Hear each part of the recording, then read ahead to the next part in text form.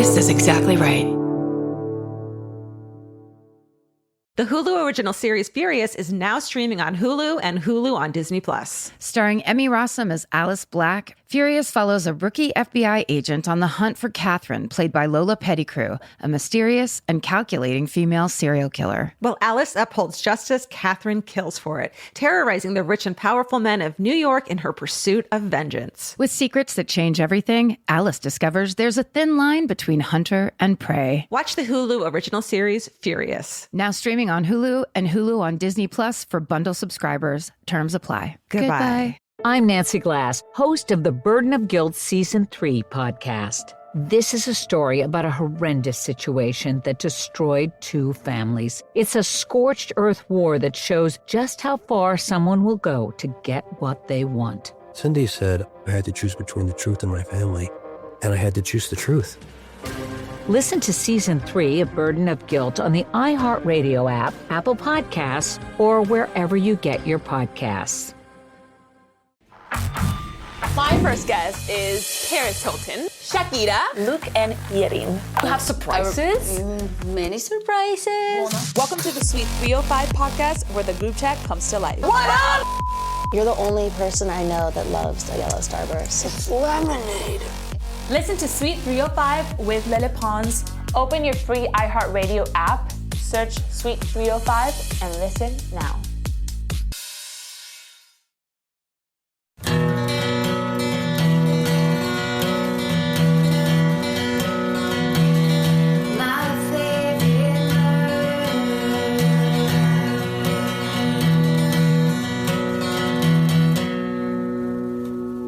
Hello. And welcome To My Favorite Murder. That's Georgia Hartstark. Hi, that's Karen Kilgariff. And today we are so honored. It is our privilege to have our guest today. She's a highly decorated 26-year veteran of the FBI. And since retiring as a special agent, she has been very busy. She started her own podcast. She's authored fiction and nonfiction books and is a consultant for films and TV shows. She is the only ever FBI agent to be awarded the Distinguished Service Award. Please welcome to the show, Jerri Williams. Hello. Yay.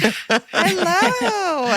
It truly is our honor to have you here, especially the 50th anniversary of women in the FBI. Yes. How about that? Thank you. I do have to clarify that I'm the first FBI agent to be given the Distinguished Service Award by the FBI Agents Association. Wow. Which is like the FBI union of current active agents. Before that, it's always been, a CIA director or general or Dr. Fauci. And this last time, it was me. Oh my God. They never give it to one of their own. And this time. That's amazing. Yeah. What did that feel like? It felt absolutely amazing and so validating because I've been doing this work for 6 years. And it's just really validating to understand that current active agents are listening to the podcast, reading my books, reading my blogs, and really appreciate that I'm telling FBI stories. And that's what the award is specifically for. It's for positively portraying the FBI in media, correct? That is correct.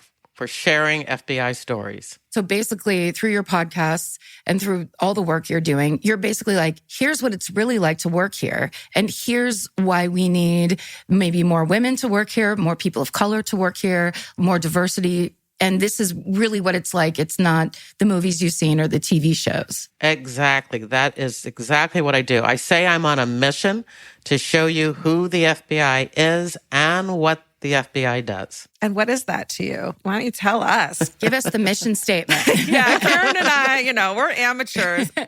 We love Silence of the Lambs, and we are very aware that that's not how it works. However, how does it work? What is the good portrayal of it? There are just so many violations that the FBI works, close to 300. We're doing public corruption and drug investigations and, of course, international and domestic terrorism. We're doing white-collar crime, which is what I did, healthcare fraud, cybercrime, I'm missing stuff. Violent crime, kidnapping, human trafficking. There are just so many violations that we work on that it is kind of hard to pin us down, because a lot of the other federal agencies, they have like a single purpose or, like a focus. But we do everything, which means there's a lot to get wrong. Oh, okay. It does seem like there's a lot of times when people will be like, why doesn't the FBI get involved? And there's this like fervor around it. It does seem like there's very, very strict rules of when the FBI can or cannot get involved. Exactly. We have our jurisdiction. I think one of the biggest misconceptions is that there is a hierarchy where it's the FBI and federal agencies, and then you have your state and your local. And that is not true at all. The state police or the local police are not subordinate to the FBI, not in the least. They have their jurisdiction and we have ours. Sometimes they coincide and we work together and collaborate together. Otherwise, if there was a police crime scene and I walked up as an active agent and flashed my creds and said, let me in, they'd be like, whoa, who are you? What do you want? I have absolutely no right to bust into their crime scene. And that's one of the things that people get confused about, especially in murder cases and missing persons cases. They want the FBI to take over because obviously the local have no idea what they're doing. But we can't take over. We have no right to take over. We can assist at the request and the invitation of a local police, but we can't take over. In most cases in murder, we don't even have, as they would say, a dog in the fight. We have absolutely no jurisdiction in most local murders. Wow. And is that a thing where the crime has to take place like on federal land? I mean, I'm truly making all this up from what I've seen on TV, but like cross a state line. What are those? If it's easy to encapsulate, what does qualify? Yeah. All right. So when we talk about murder, definitely if it occurs on federal land, it's very, very easy to understand. And federal land could be, a national park. It could be international waters on a commercial ship. Those are all federal ways that we can get involved in a crime. But most of the time, when we get involved in a crime, there is another violation that we're actually there investigating. If a Black man is murdered and the FBI is involved, we're probably there because his civil rights were violated when he was murdered. So we're there investigating a civil rights investigation. We're working with the locals on the murder, and now we can attach ourselves to this murder investigation. Let's say there was a bank robbery and the guards were murdered or people in the bank were murdered. The FBI is now involved in that because a federally insured bank was robbed. And so now we can get involved in it. But there's always another violation. There's a gang murder. We're involved because maybe that murder occurred because it was part of the criminal enterprise. It was ordered by the gang kingpin. And so now it's involving the investigation of a criminal enterprise. So I always tell people when they ask me, when or how or does the FBI investigate murder, I say no, but yes. It's that easy. Yeah, it's that easy. There are ways that we do become involved. Let's say a judge, very timely to talk about that today. A judge is threatened or murdered or their family member is murdered. That's an FBI investigation because it was a federal judge or a federal prosecutor or maybe another federal agent. That is part of the FBI's jurisdiction. So there are so many ways that we can get involved, and there are so many ways that we are not allowed to be involved. And so it really depends, but it's complicated, but not. Right. Once you understand all of the reasonings behind it. Yeah, there's clear rules, but it's not just because you think it should be this way. It's like because you think it's qualified for it. So in your 26 years in the FBI, Jerri, you mostly worked on white-collar crime. So will you tell us a little bit about what that kind of work is like? Yeah, I absolutely loved it. And there are agents who would rather stick a needle in their eye than work these type of cases because they're complex, they're cerebral, and they take a long time. But it is just fascinating to me what a con artist, what a scammer has to say to themselves to make it okay to steal other people's money. And there's nothing more sinister and evil than that con man, that scammer, knowing that he's going in and taking an elderly couple's life savings. I mean, wow. Yeah. So I'm always fascinated by the type of cases. I was on an economic crime squad. Wow. What are they like when you meet these people? Narcissistic is probably the best definition in general, of somebody who does this type of crime, because it's all about them. Right. They don't really care about anyone else. It's almost a game, and the con people con each other, trying to get each other's money. It's a game. They always think they're the smartest people in the room, which I loved, because when I walked in and they thought, oh, her, I kind of love being underestimated, because at the end, I won. Yeah, you get to kind of play it exactly how you want. So can you tell us, are you actually allowed to give us like the details of a case you worked on that you're really proud of the results? Yeah, that's what my podcast is all about, is agents talking about fully adjudicated cases. A case that never made it to court, or a case that was never tried. Of course we can't talk about it because that person, the subject, has their own rights, and so we can't do that. But there was one of my biggest cases, and I don't know if it's the closest one to my heart, but one of the biggest cases made it to CNBC's American Greed, and for for an agent who's working that type of violation, any type of corruption, fraud, or anything involving greed. I mean, if your case makes it to that, then that's another validation, like a Distinguished Service Award, getting on that.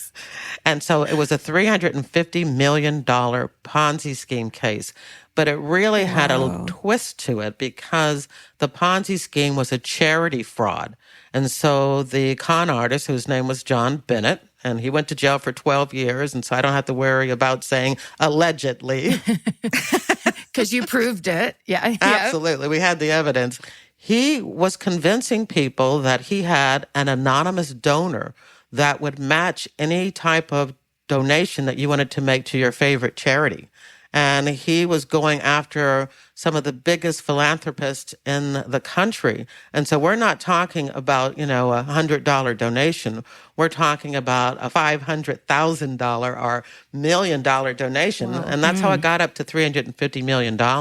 And he convinced the people that if you give me your $500,000 and you let me hold it for 6 months so that I can prove that the organization that you are donating this to doesn't need it for capital, that it's going to be, a special donation for special funding, then I will have my anonymous donor match it, and your actual gift will be $1 million.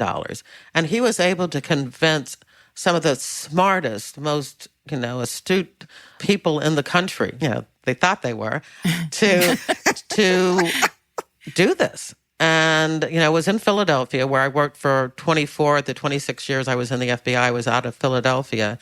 And it was just an unbelievable front page Philadelphia Inquirer story for many, many months, when it was learned that it was all a fraud. There was no anonymous donor. And I loved how it ended, because this man was so narcissistic that he could not even admit that he had perpetrated a fraud. And so he told everybody that he had been delusional and had hallucinated that there were anonymous donors. Oh, no. Was he trying to do an insanity defense? He did not use an insanity defense. He tried to, but that wasn't going to work. So basically, he pled no contest, where basically you say, I know you're going to have enough evidence to prove that I'm wrong. I'm not admitting that I'm wrong, but I'll go ahead and plead guilty. Again, because he could not accept responsibility. He could not be accountable for what he had done. Yeah. But he got 12 years. And for a white-collar crime case, 12 years is pretty good. Oh, my gosh. Yeah. How long does it take from when you first start investigating a crime of this magnitude to when you go to trial? Like, it seems like a huge years-long investigation. Yeah, I would say on the average, at least 2 years for these type of investigations, which is one of the reasons that it's so good that the FBI handles these type of violations, because a police department in most cases doesn't have the manpower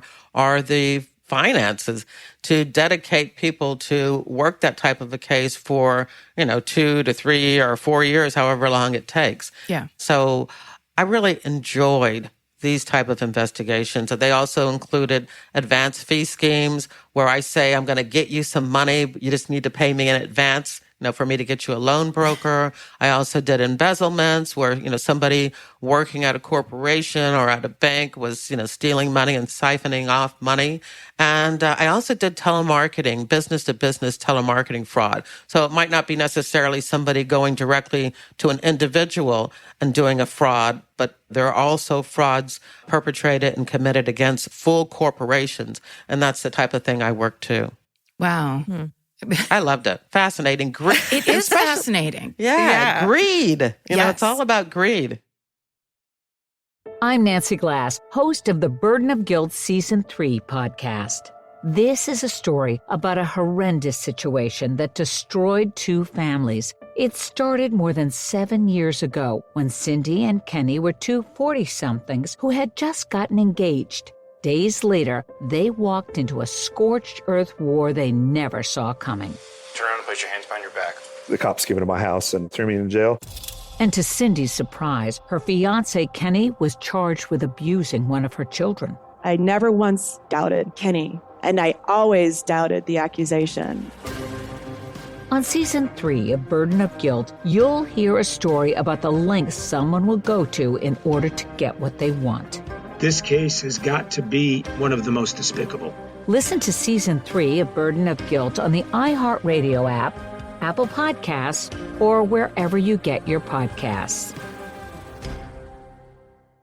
In the middle of the night, Saskia awoke in a haze.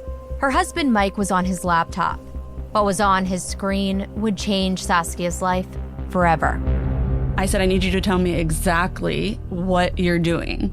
And immediately, the mask came off.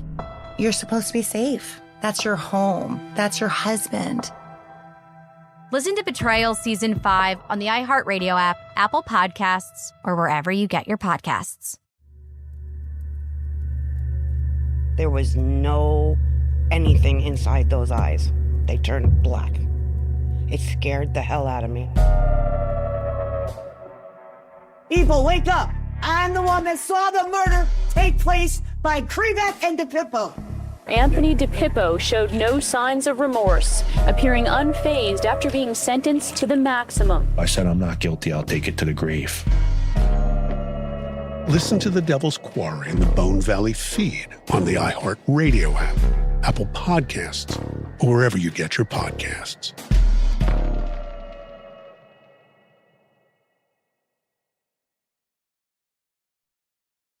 These days, there are these series on whatever streaming channels. And like the first one I really loved was the one about the people who were selling leggings. And they didn't realize they were in like the multi-level marketing scheme. And it feels, it doesn't feel like crime at first. It doesn't feel bad at first. It's like you watch these women explaining how into it they were. And like, it's so human. And I think we're all greedy. Everybody has that in us. But what is the extenuating circumstance where you went from greedy to you're just going to rob these people and like buy another jet? It's so extreme. Yeah. And that's what I said. I'm just fascinated by that, because I think for a period of time, you may be able to fool yourself and say, and I will admit that most Ponzi schemes, most of these big frauds start off as a failing business, that they're doing things and saying things and making lies and falsehoods because they're desperate to keep their business afloat. But then there's a point where everything that's coming out of your mouth is a big fat lie. Yes. And now it's really just a game. Now they love the mansions and the travel and the yachts and, the whole Madoff mentality of, look at all I've got. And I know it's going to crash. because there's absolutely no Ponzi scheme in the world that doesn't end up crashing at some point. There's no money in the world that is going to keep that afloat. But in the meantime, living large. Yeah. Yeah, they're not, even if they're trying to fix their business, they're not living in a shed. No. Starving. They're doing fine. No. With the leggings one, I kept going, oh, wait, these are the people that are responsible. Like they were in their own documentary because it seemed like they were the bad guys in this documentary.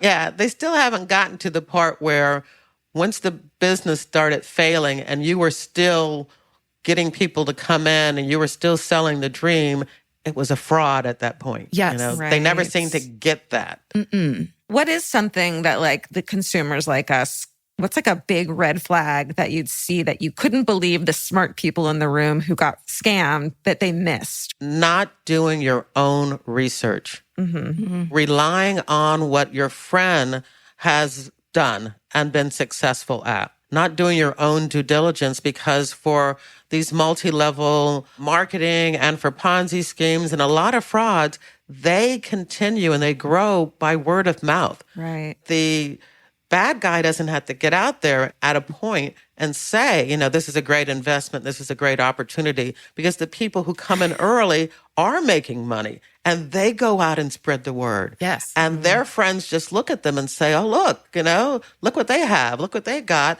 I'm going to jump on it too. And nobody is doing their checking and research and validation and due diligence. They're just jumping on because they want to make the money too.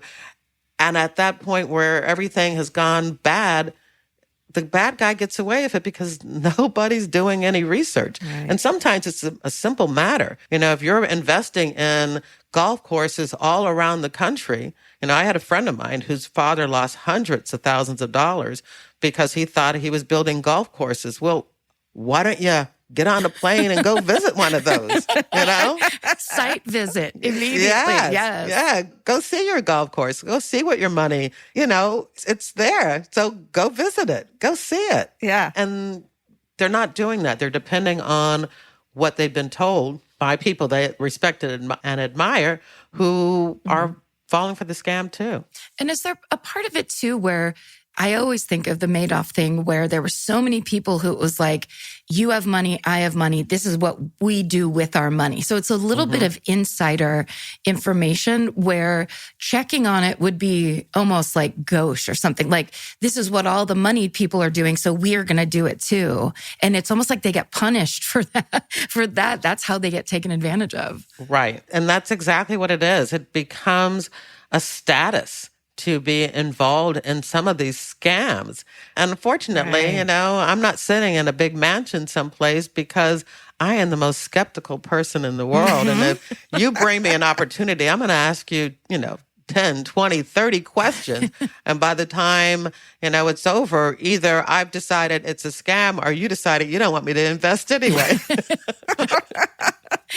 So I love They're that. like, no, Sherlock Holmes isn't going to buy into our scam. Just stop talking move about on. lady. Yeah, Yes. move on. Yes. Well, so you also worked, or you would accompany drug and violent crime arrests. That's a big right turn. How did that come about? Not necessarily, because there are so few women and Black women that if you are in a situation where, say, an undercover agent is playing the role of a drug dealer and he needs to have a girlfriend or a wife, then I get to go along and pretend that. So you've been undercover, like you've done things like A that? very short-term undercover role. So I don't want anybody to think that, no, I've never done anything long-term.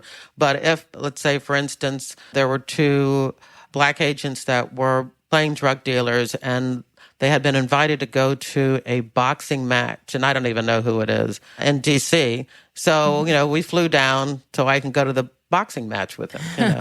I got to wear the FBI confiscated furs and, sit there. And you know what? And I hate boxing. But sure. I was kind of probably watching my fingers and hands over my eyes. But, I went along because we knew otherwise they were going to try to set these guys up with women. And so, I went along so that the poor undercover agent would not have to have sex with Oh my a gosh. strange woman, because that probably would not look very good when he was needed to testify in court about this investigation later. So playing that part, do you have any history of that? Like, did you do theater in high school, or are you just naturally able to kind of slide into that just because that's what the job is? Yeah, I think so. You know what is expected of you. And unfortunately, or fortunately, I don't know how to look at this, but in that type of a role, all I needed to do is look pretty.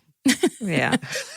They're not asking you 10 questions about your career. You know, I had the cleavage showing and the short skirt on. Yes. But yeah, so those kind of little roles.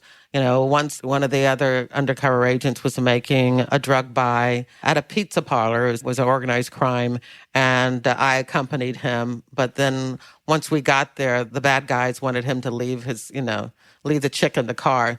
But I was there, and I was watching from the car window and, ready to respond if I needed to. But yeah, they're very small roles, but I don't want to minimize them because, even those small roles that you may be asked to do are an important part of the scenario. Yeah. And so I did that. But there were many women and female agents in the FBI who have undertaken major undercover roles. And so I want to make sure people understand that was my choice. I was not involved directly in the undercover program. I did not go to undercover school, but there were many women who did and had just phenomenal undercover roles during their career. Wow. Well, because it's like you said before, people see a woman and then just totally immediately underestimate you, which is a total advantage. Right. For getting information and being in that moment with them. And right. Because I'm still armed and, was there for security and safety reason for the undercover agent. And I also have ears. Yeah. So I'm listening and I'm corroborating, what's happening and what's going down if that testimony is needed later too. Yeah. Wow. What a career. Yeah. You were in law enforcement before. What made you want to get into the FBI? I was going to double my salary. Yeah. I got to be honest. Yes. I was a juvenile probation officer. Wow. And all of my kids had been sent away to reform schools and behavioral group homes. And I traveled all over the state of Virginia to visit them and help them transition back.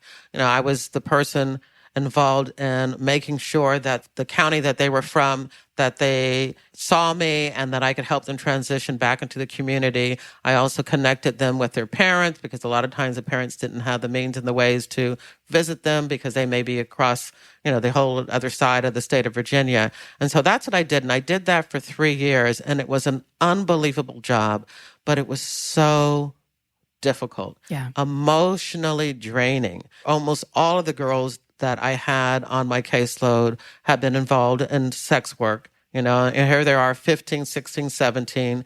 Their quote-unquote boyfriends had them involved in prostitution.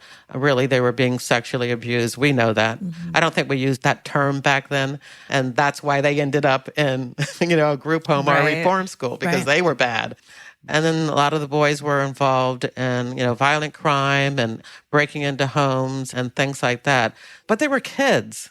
And, you got to know them as kids and trying to get them to make that turn into a better life because not only could you see where they were headed, but in many instances, I knew where they were headed because I had met their parents. Yeah. I had met their brother and sisters.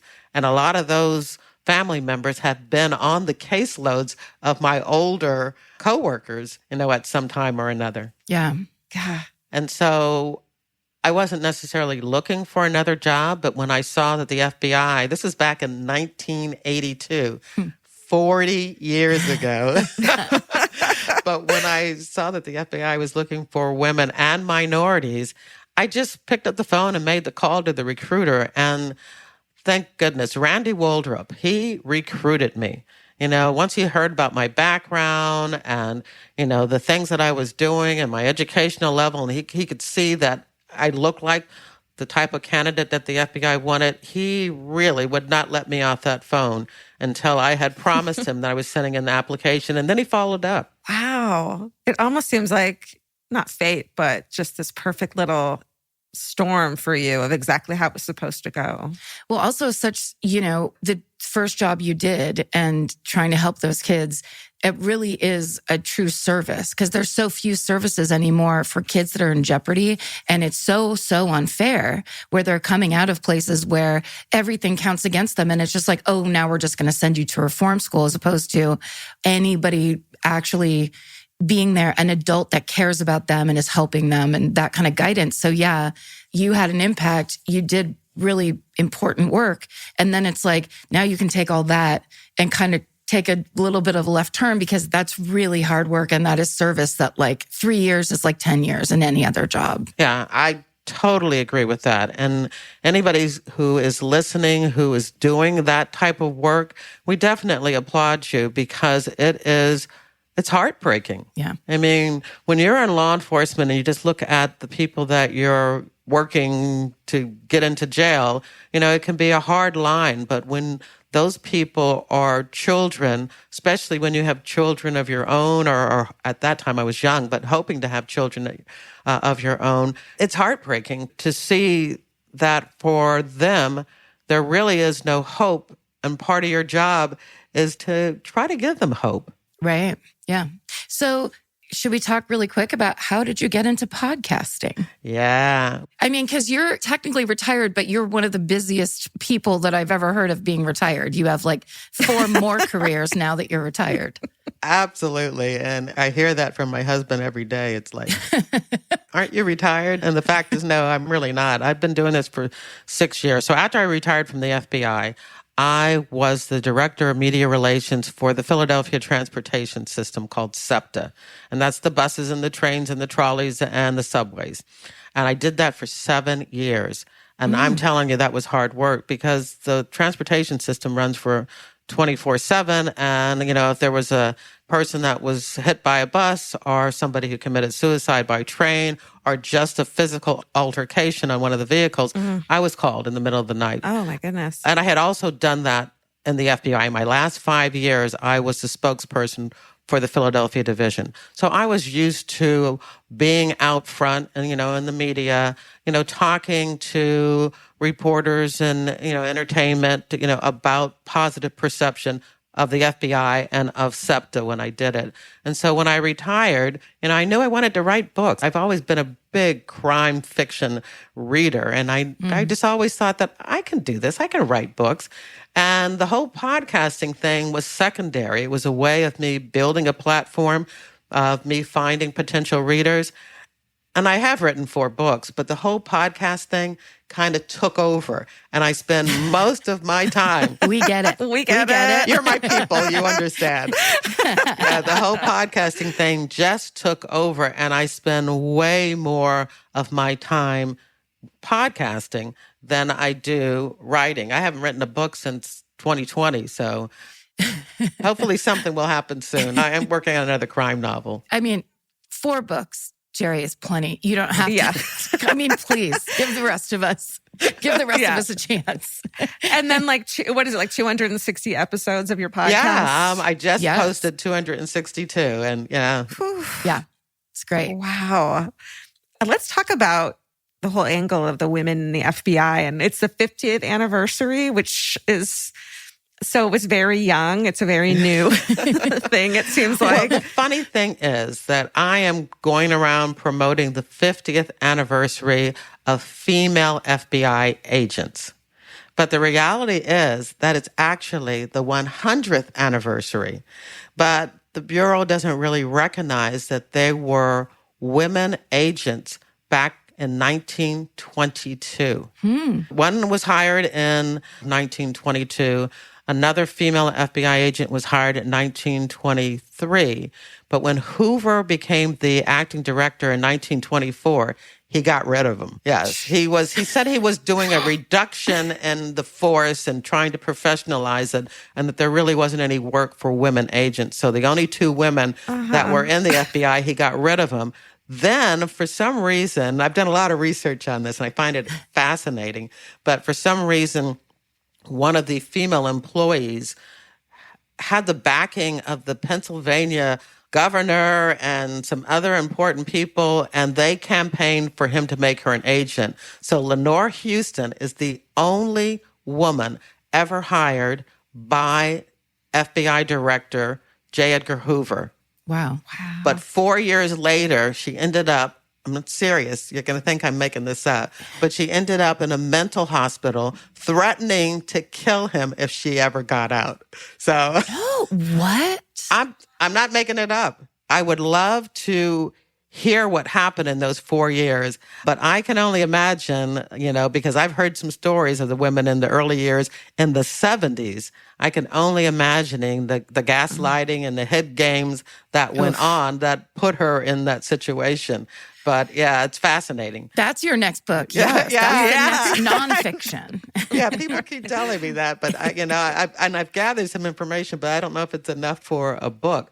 But then it was like 44, 46 years later until another woman, became an FBI agent. And coincidentally, it was just a few months after Hoover died. Wow. Yes. Did he shadow ban an entire half of the population to just be out of the FBI? Absolutely. Wow. And it's very similar to what happened to minority agents. Mm-hmm. Same thing. There were minority agents in the early 1920s. They were investigating Marcus Garvey and some other, what they believe were radical groups back then. But after that, they all kind of quit and left. And there were no more Black FBI agents hired until 1962. And so we're celebrating the 50th anniversary of the first female agents who were allowed to attend the FBI Academy. But we're also celebrating the 60th anniversary of the first Black agents who were allowed to attend the Academy. And between that point, there were no Black agents or women agents hired as special agents. It seems fake. It's like, that doesn't make sense. Yeah, I know what you're saying. Yeah. The job that it seems like you're trying to get done, where it's like for investigation, for representation, for the undercover kind of work that you're talking about. Yeah, that's wild. I'm Nancy Glass, host of the Burden of Guilt Season 3 podcast. This is a story about a horrendous situation that destroyed two families. It started more than 7 years ago when Cindy and Kenny were two 40-somethings who had just gotten engaged. Days later, they walked into a scorched earth war they never saw coming. Turn around and put your hands behind your back. The cops came into my house and threw me in jail. And to Cindy's surprise, her fiancé, Kenny, was charged with abusing one of her children. I never once doubted Kenny, and I always doubted the accusation. On Season 3 of Burden of Guilt, you'll hear a story about the lengths someone will go to in order to get what they want. This case has got to be one of the most despicable.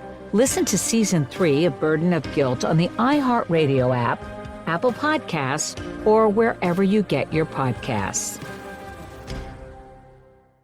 In the middle of the night, Saskia awoke in a haze. Her husband Mike was on his laptop. What was on his screen would change Saskia's life forever. I said, I need you to tell me exactly what you're doing. And immediately, the mask came off. You're supposed to be safe. That's your home. That's your husband. Listen to Betrayal Season 5 on the iHeartRadio app, Apple Podcasts, or wherever you get your podcasts. Hey, Portlandia fans. Carrie Brownstein and Fred Armisen here. The dream of the 90s is alive in podcast form. We're launching Podlandia AO Rewatch, our brand new podcast where we revisit every episode of Portlandia together, breaking down sketches, going deep on our iconic characters, and pulling back the curtain on how it all got made. And we'll also be joined by the people who helped bring it all to life. Guest stars, collaborators, and friends, including director Jonathan Kreisel, the mayor himself, Kyle MacLachlan, legendary musician Amy Mann, and many more. Kyle is going for it here. You fully improvised not just words, but a song. Well, I thought you were all going to write a song. I remember you thinking that. Listen to Podlandia, AO Rewatch on the iHeartRadio app, Apple Podcasts, or wherever you get your podcasts. You got to wonder what the world would be like, and this is the same thing for all law enforcement being completely sexist and segregated. what kind of crimes would have been solved and what kind of a more peaceful existence would people have had if the people policing and in charge of these investigations had an understanding that was outside of the white male gaze. Well, we talk about that in the past, but I wonder today what the women gymnastic Olympians, how they would have been respected and valued if there had been a woman agent involved in their case. I can tell you, there is no doubt in my mind that what happened, that it would not have happened if there was a woman involved in that initial investigation. You know, I get angry sometimes when I see things that are written that are negative about the FBI when they're not true.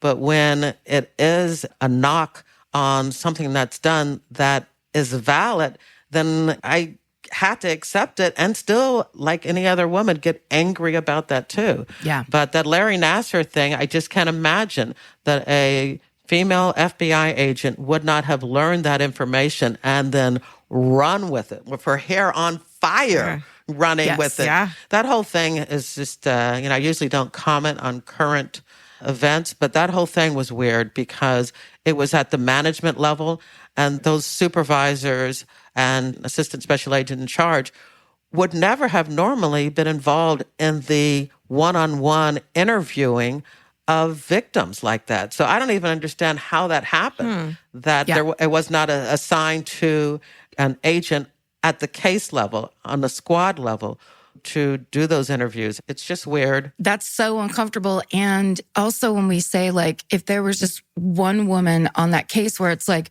how about we look at what's effective for victims and for crime solving? And how about an entire department of only women that go in there and they don't listen to the people who are giving the usual excuses? Cut out the people that have been making these insane excuses for years and get in there and, like, as women, multitaskers, bullshit detectors, all the things that women bring to the table, and actually have the people that handle shit. It's like, get some mom energy up in there where it's like, no, this is over now. Everybody go sit down. I'm taking care of it. Absolutely. Like, that's what we need in these situations. And someone who doesn't look at women and go, oh, well, she's being dramatic. Any of that shit. Yeah, it is so sad and frustrating.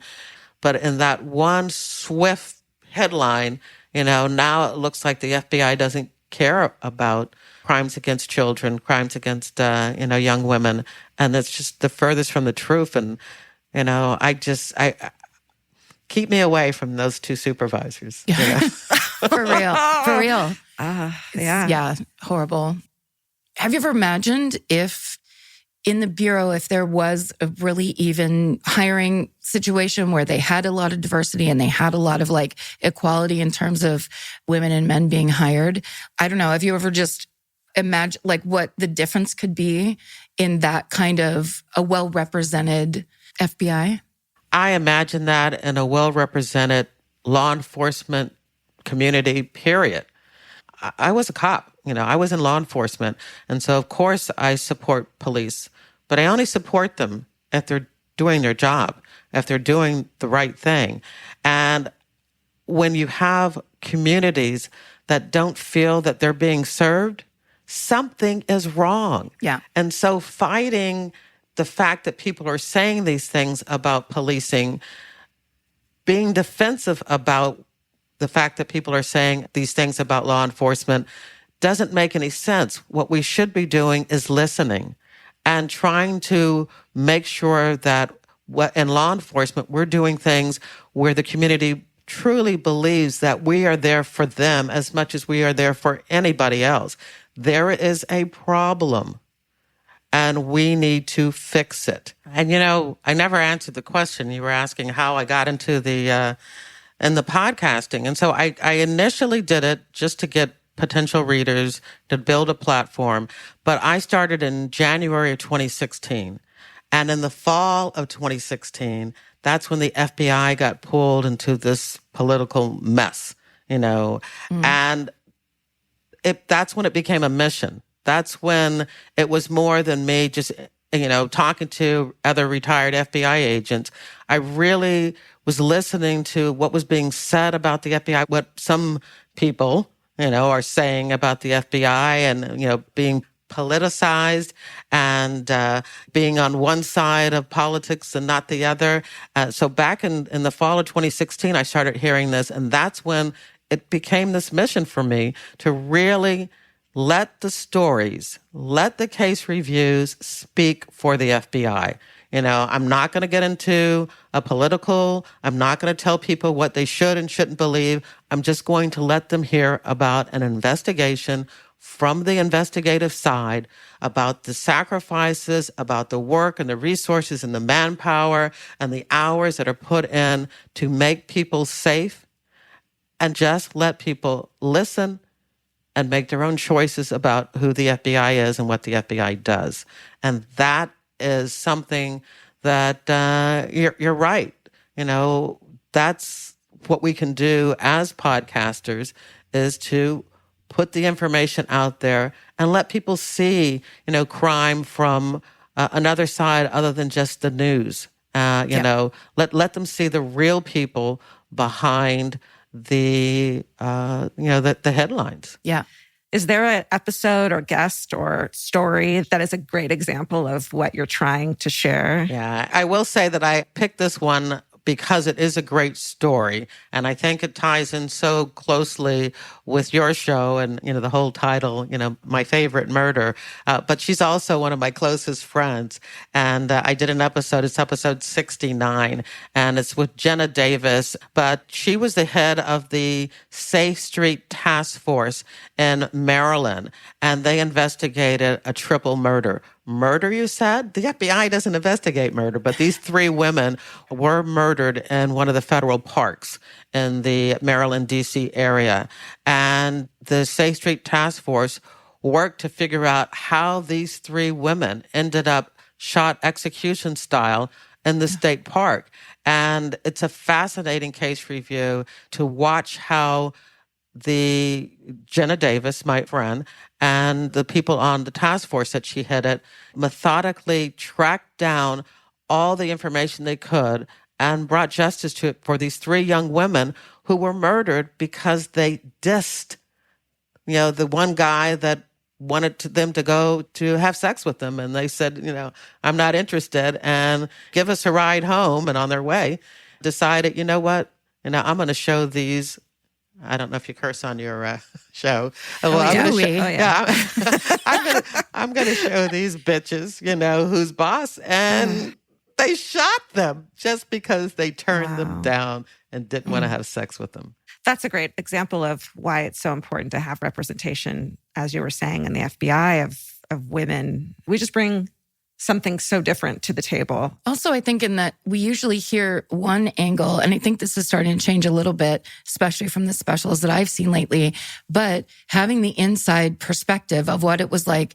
You get this case, it's dropped on your desk, and from that day, how do you actually get to the end result where this is solved and you actually are bringing people to justice? I think it's very fascinating, and it's really important to know like the manpower and the real work that goes into that. And then these things are getting done. So, I mean, I've listened to a couple episodes of your podcast, Jerri, and I think it's really good.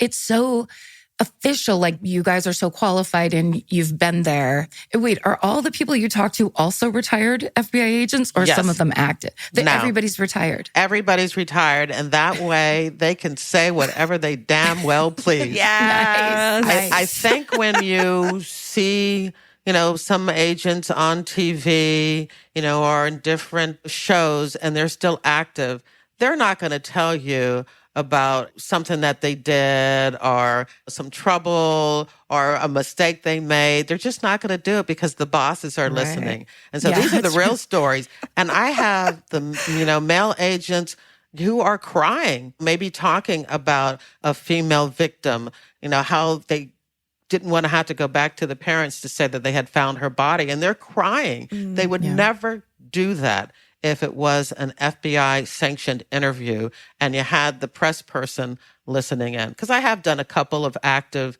agent interviews and they're never as good because people don't feel comfortable. Right. Yeah. You know, they're real stories. They talk about they were so into this case that they totally ignored their wife and ended up getting a divorce. Mm-hmm. They admit that, you know. Yeah. And so, you know, I know I'm supposed to be impartial and humble, but I absolutely love my podcast and I love every single interview that I do. I get excited about it. I have met some of the most dedicated FBI agents that I would never have had a chance to meet during my 26-year career. We had 56, 57 offices here in the country, and then we have all the offices that we have overseas. I just wouldn't have met all these people. And to meet some of them has just been an honor and just so rewarding. Well, that's how we feel about meeting you, Jerri. This has been an amazing conversation. Honestly, we really appreciate your expertise and taking the time. And you guys, if you want to listen to Jerri's podcast, it's called FBI Retired Case File Review with Jerri Williams. There's 200 and how many episodes? 262. 262 and counting. Amazing. Also, if you want to read her books, there's a list of them, both fiction and nonfiction, on her website, which is jerriwilliams.com, and that's Jerri with an I. And we just can't thank you enough for being here today, Jerri. Thank you so much. Thank you. Can I leave on a high note? Please. The FBI has asked that their recruiting staff now have a goal of 40% women. Oh, yes. So for all of the special agents who will be hired from now into the future, they have been given a goal of 40%. And the last few classes that were at the FBI Academy, 40% women. Nice. Amazing. Yes. Because they only make up about 21% now. Now, when it comes to Black women, we still only make up 1%. So I'm on my own personal goal to increase that. Yeah. But it sounds like it could definitely happen if those numbers are going up like that. It must be really satisfying to see that from your perspective. It's satisfying when it comes to hiring women. When it comes to hiring minorities, it's always been low. The FBI has tried a lot of things, to try to increase the number of minorities. Right now, I think it's about 17%, 18%, which is better than it has been. But I think in order to get those numbers up, it's going to be a one-on-one recruitment effort. You're not going to be able to throw an ad in the paper or on YouTube saying, come with us, because of the historical issues that have been in the different minority communities when it comes to law enforcement. You've got to do what Randy Waldrop did for me 40 years ago, and that's to really go out and recruit and mentor a diverse community and minorities if you really, really want to have a diverse agency. Yeah. Well, awesome. Thank you so much. Amazing. Thank you so much, Jerri. It's been such a pleasure. You are such a badass, if I can say. I love that. I should get that tattooed. Yeah. Thank you. It's. I had to tell you, when I got here's the time for me to fangirl. But when I got the email inviting me to be on the show, I was like, what? But I really do want people to learn more about the FBI, and having this opportunity to be introduced to your audience is just amazing. And I can't thank you enough for the opportunity to reach them. It's our pleasure. Truly. I mean, it's very validating to listen to you talk and the work that you've done.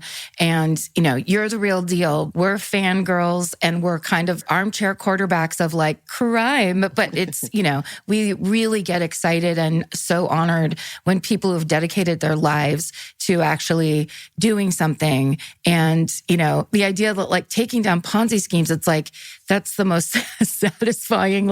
Yes, those people that are scamming grandmas and making them buy iTunes cards and stuff. It's there's people out there fighting that for the average person. It's a really lovely thing. So thank you so much. Thank you so much. Thank you. Elvis, do you want a cookie?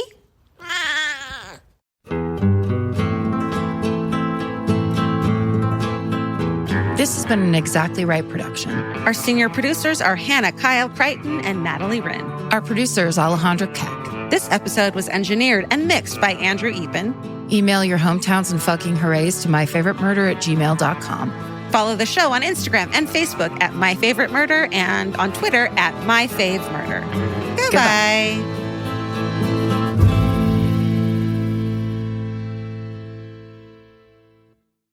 I'm Nancy Glass, host of the Burden of Guilt Season 3 podcast. This is a story about a horrendous situation that destroyed 2 families. It's a scorched earth war that shows just how far someone will go to get what they want. Cindy said I had to choose between the truth and my family, and I had to choose the truth. Listen to Season 3 of Burden of Guilt on the iHeartRadio app, Apple Podcasts, or wherever you get your podcasts. Hey everyone, it's the Jonas Brothers. If you haven't heard, our new podcast is called Hey Jonas. And this week we're hanging out with someone we're really big fans of. Millie Bobby Brown. We talk about her new movie, Enola Holmes 3, family life, and all the amazing things she has going on right now. Plus we find out what she really feels about the Stranger Things ending. You have over 60 animals. I don't know where the number 60, I've really got to figure that out. There have been plenty of sheep in my bed. It's a big bed. I'm literally sleeping in the bed. Listen to Hey Jonas on the iHeartRadio app, Apple Podcast, or wherever you get your podcasts. Hey, Portlandia fans. Carrie Brownstein and Fred Armisen here. The dream of the 90s is alive in podcast form. We're launching Podlandia, AO Rewatch, our brand new podcast where we revisit every episode of Portlandia together, breaking down sketches, going deep on our iconic characters, and pulling back the curtain on how it all got made. And we'll also be joined by the people who helped bring it all to life. Guest stars, collaborators, and friends, including director Jonathan Kreisel, the mayor himself, Kyle MacLachlan, legendary musician Amy Mann, and many more. Kyle is going for it here. You fully improvised not just words, but a song, a melody. Well, I thought you were all going to write a song. I remember you thinking that. Listen to Podlandia, AO Rewatch on the iHeartRadio app, Apple Podcasts, or wherever you get your podcasts.